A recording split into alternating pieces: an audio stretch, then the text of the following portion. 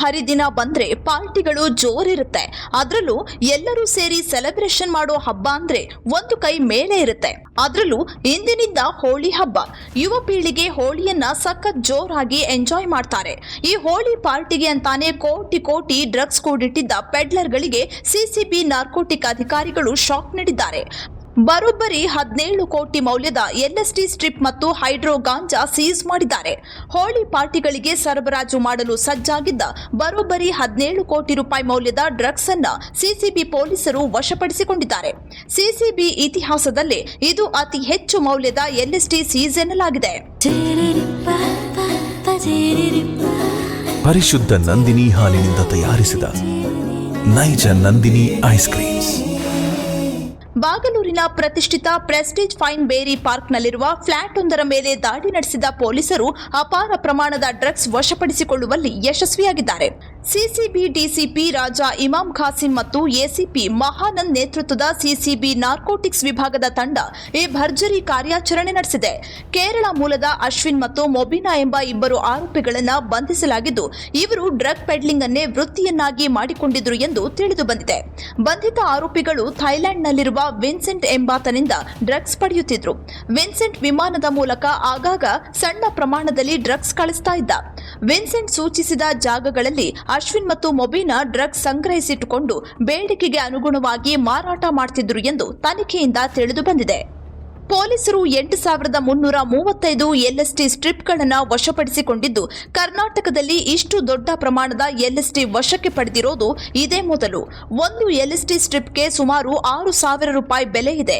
ಈ ಎಲ್ಎಸ್ಡಿ ಸ್ಟ್ರಿಪ್ಗಳನ್ನು ದೇವರ ಚಿತ್ರಗಳು, ವಿವಿಧ ಕಲಾಕೃತಿಗಳ ರೂಪದಲ್ಲಿ ಮಾರಾಟ ಮಾಡಲಾಗ್ತಿತ್ತು. ಇದರ ಜೊತೆಗೆ 534 ಗ್ರಾಂ ಚರಸ್ ಮತ್ತು 5 ಕೆಜಿ ಹೈಡ್ರೋ ಗಾಂಜಾವನ್ನ ಸಹ ಸಿಸಿಬಿ ವಶಪಡಿಸಿಕೊಂಡಿದೆ. ವಶಪಡಿಸಿಕೊಂಡ ಡ್ರಗ್ಸ್ ಅನ್ನ ಇಂದು, ನಾಳೆ ಮತ್ತು ನಾಡಿದ್ದು ನಡೆಯಬೇಕಿದ್ದ ಹೋಳಿ ಪಾರ್ಟಿಗಳಿಗೆ ಸರಬರಾಜು ಮಾಡಲು ಸಿದ್ಧಪಡಿಸಲಾಗಿತ್ತು ಎಂದು ಪ್ರಾಥಮಿಕ ಮಾಹಿತಿ ಲಭ್ಯವಾಗಿದೆ. ಸದ್ಯ ಡ್ರಗ್ಸ್ ಪತ್ತೆಯಾದ ಫ್ಲಾಟ್ನ ಮಾಲೀಕರ ಪಾತ್ರದ ಬಗ್ಗೆ ಮತ್ತು ಯಾವ ನಿರ್ದಿಷ್ಟ ಪಾರ್ಟಿಗಳಿಗೆ ಈ ಡ್ರಗ್ಸ್ ಸರಬರಾಜು ಆಗ್ತಿತ್ತು ಎಂಬುದರ ಬಗ್ಗೆ ಸಿಸಿಬಿ ಪೊಲೀಸರು ತೀವ್ರ ತನಿಖೆ ನಡೆಸುತ್ತಿದ್ದಾರೆ. ತುಂಬಾ ದೊಡ್ಡ ಒಂದು ಜಾಲ ಮತ್ತು ಪತ್ತೆಯಾಗಿದೆ ಡ್ರಗ್ಸ್ ವಿಷಯದಲ್ಲಿ. ಇದರಲ್ಲಿ ಬಾಗಲೂರು ಪೊಲೀಸ್ ಸ್ಟೇಷನ್ ವ್ಯಾಪ್ತಿಯಲ್ಲಿ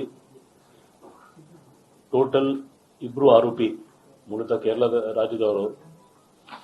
ಅಲ್ಲಿ ಅಂದಾಜು 7 ಕೋಟಿ ವ್ಯಾಲ್ಯೂದು ಇದೆ. ನಮ್ಮ NCB ರೆಕಾರ್ಡ್ ಪ್ರಕಾರ ಓಪನ್ ಮಾರ್ಕೆಟ್ ವ್ಯಾಲ್ಯೂ ಅಲ್ಲಿ 13.96 crores ವ್ಯಾಲ್ಯೂ. ಇದರಲ್ಲಿ 4 kg 500 ಗ್ರಾಮ್ ಹೈಡ್ರೋ ಗಾಂಜಾ, 500 ಗ್ರಾಮ್ ಚರಸ್, 8335 LSD ಸ್ಟ್ರಿಪ್ಸ್ ಮತ್ತು 2 ವೀಲರ್ ಮತ್ತು ಮೊಬೈಲ್ ಫೋನ್ಸ್, ಜೊತೆಗೆ ಒಂದು ಪೋಸ್ಟ್ ಆಫೀಸ್ ಇಂದ 1 kg 500 ಗ್ರಾಮ್ಸ್ ಹೈಡ್ರೋ ಗಾಂಜಾ. ಇದರದ್ದು ವ್ಯಾಲ್ಯೂ ಕೂಡ ಅಂದಾಜು 3 ಕೋಟಿ ಓಪನ್ ಮಾರ್ಕೆಟ್ ಅಲ್ಲಿ, 1.5 ಕೋಟಿ NCB ರೆಕಾರ್ಡ್ ಪ್ರಕಾರ. ಇದು ಒಂದು ದೊಡ್ಡ ಅಫೆನ್ಸ್ ತಪ್ಪಿಸಿದ್ದಾರೆ ನಮ್ಮ ಸಿಸಿಬಿ ಅವರು. ಯಾಕೆಂದ್ರೆ ನಮಗೆ ಮಾಹಿತಿ ಬಂತು, ಸೋಷಿಯಲ್ ಮೀಡಿಯಾ ನಾವು ಮಾನಿಟರ್ ಮಾಡ್ತಾ ಇದ್ವಿ. ಆ ಸೋಷಿಯಲ್ ಮೀಡಿಯಾ ಮಾನಿಟರಿಂಗ್ ಇಂದ ನಮಗೆ ಕೆಲವು ಮಾಹಿತಿ ಆಧಾರ ಮೇಲೆ ಸಿಸಿಬಿ ಅವರು ಒಳ್ಳೆ ಕೆಲಸ ಮಾಡಿದ್ದಾರೆ. ಇದು ಡಿಸ್ಟ್ರಿಬ್ಯೂಟ್ ಆಗಲಿಕ್ಕೆ ಮುಂಚೆನೆ ನಾವು ಹಿಡಿದಿದ್ದೀವಿ.